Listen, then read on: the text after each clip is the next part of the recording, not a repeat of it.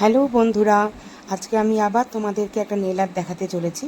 আগের দিন আমি তোমাদেরকে জেল এক্সটেনশন দেখিয়েছিলাম, আজকে কিন্তু আমি অ্যাক্রিলিক এক্সটেনশন দেখাচ্ছি। দেখো, এইভাবে কিন্তু অ্যাক্রিলিক এক্সটেনশন আমি করে নিচ্ছি। আচ্ছা, আগেই বলে দিই, জেল এক্সটেনশন যদি 1 মাস স্টে করে, অ্যাক্রিলিক এক্সটেনশন কিন্তু 1.5 থেকে 2 মাস স্টে করবে, ঠিকমতো মেনটেন করতে পারলে। ক্লায়েন্টের আজকে ইচ্ছা ছিল অ্যাক্রিলিক করবে, ক্লায়েন্টকে তাই জন্য আজকে অ্যাক্রিলিকই করে দেওয়া হলো।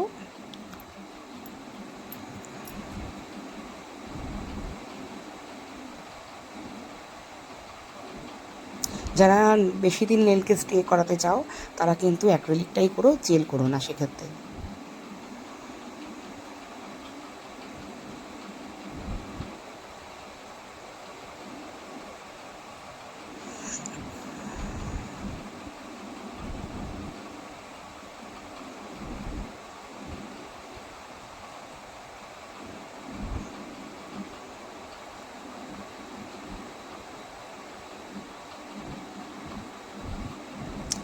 আচ্ছা, জেলের মতোই আমাদেরকে এখানেও এটাকে করে নিতে হবে, বাফ করে নিতে হবে। আমি কিন্তু ড্রিল মেশিনের সাহায্যে আজকে বাফ করলাম, কারণ এতে কাজটা অনেক তাড়াতাড়ি হয়, ফাস্ট হয়, এবং ফিনিশিংটাও কিন্তু এতে অনেক বেশি ভালো আসে।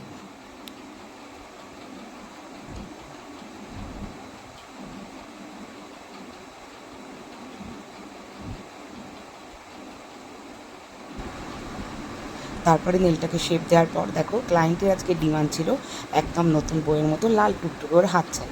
তো সেই হিসাবেই আমি কিন্তু আজকে একটা ব্রাইডাল নেল আর্ট ওর ওপর করলাম। রেডের সাথে গ্লিটার স্টোন সব কিছুই অ্যাপ্লাই করেছি, তোমরা এই ভিডিওয়ে দেখতেই পাবে। তো যারা ব্রাইডাল নেল আর্ট করতে চাইছো তারা কিন্তু এই রকম নেল আর্ট করতেই পারো, খুব ভালো লাগবে দেখতে।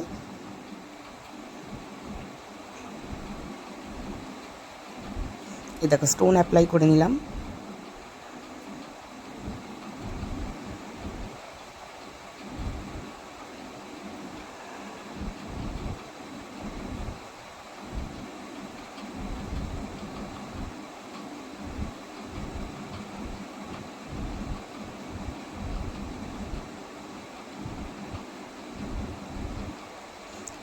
লাস্ট টপ কোট লাগানো চলছে, ওর কাজ শেষ প্রায়। ওর কিন্তু খুব পছন্দও হয়েছে, ওর হাতে খুব মানিয়েছেও রেড কালারটা।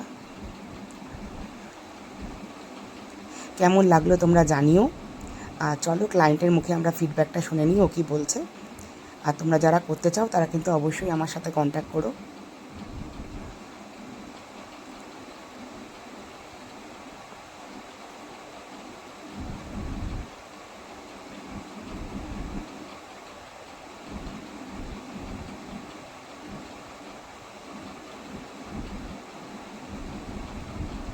দেখে নাও ফাইনাল লুকটা।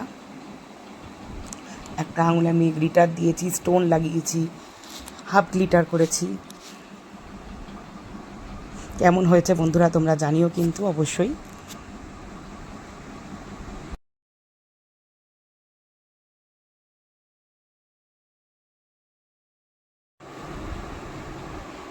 বলো, তোমার কেমন লেগেছে? খুব সুন্দর হয়েছে। পছন্দ হয়েছে? Heavy heavy just. Thank you.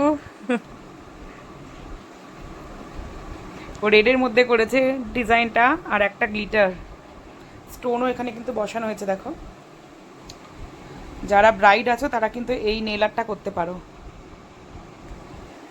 Thank you. Most welcome.